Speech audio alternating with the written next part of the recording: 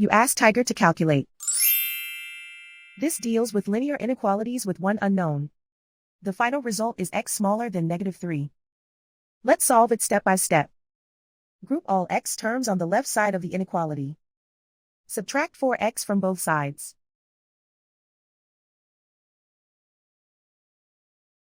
Simplify the arithmetic.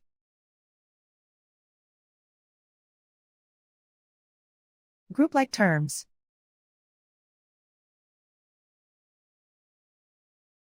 Simplify the arithmetic.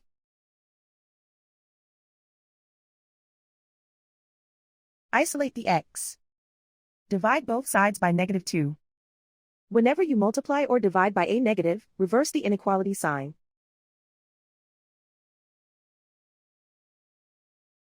Cancel out the negatives.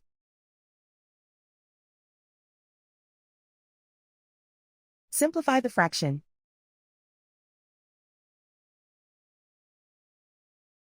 Move the negative sign from the denominator to the numerator.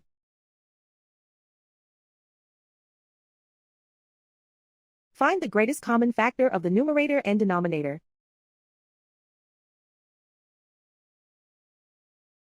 Factor out and cancel the greatest common factor.